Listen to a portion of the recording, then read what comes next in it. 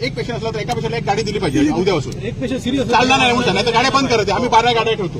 एका पेशंट गाडी सिरियस असला तर तुला करणार आहे की डॉक्टरना करणार आहे? आपण फक्त बाकीच्या कंडिशन. अरे पेशंट चांगला तुला करणार की डॉक्टरना करणार आहे?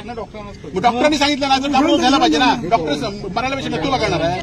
तुझं शिक्षण काय एमबीए झालं मग तू डॉक्टर बसणार आहे. पेशंट मग तुला कसं करणार आहे? 2 पेशंट येईपर्यंत उद्यापासून होता का नाही? तुझी 12 गाड्या घेऊन जा. आम्ही 24 गाड्या दुसऱ्या होतो. तू उद्यापासून पेशंट डॉक्टरने रेफर दिला ना ताबडतोब त्याने 108 दिली पाहिजे तांबो याला. असं परत असतं का माहिती? त्याशिवाय पण नागेश्वर आम्ही पण एकदा फोन केलेला तो पेशंट येईपर्यंत थांबला. असं काही नियम आहे? असं काही नियम आहे? स्वतः नियम ठरवतोस काय? विनायक पटेल तू स्वतः नियम ठरवतो.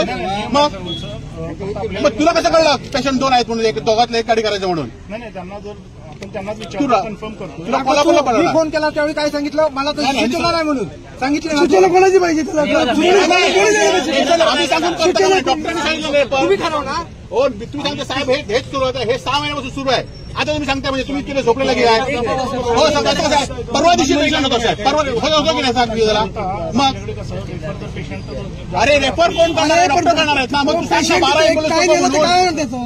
108 कशाला दिली आहे की डॉक्टरांनी ताबडतोब रेफर केल्यानंतर 108 उपलब्ध झाली पाहिजे. केली पाहिजे केली पाहिजे अवेलेबल केली पाहिजे. मग कशाला गेली 108 डायल कशाला केलं? आजपासून आपण ना सर डॉक्टरांनी रेफर उद्यापासून एकही तक्रार नाही कंपनी सगळं आम्हाला इथे यावं लागेल. एक तक्रार जरी आली तरी आम्ही सोडलं. एक तक्रार आता कंपनी जिल्हाधिकाऱ्यांना फोन लावून सोमवारी डेप्युटी डायरेक्टर दोघे हे पाहिजे लावा कलेक्टर. काय ते सगळं समोर समोर समोर समजून येतो किती दोनचे काय काय रखडलं ते.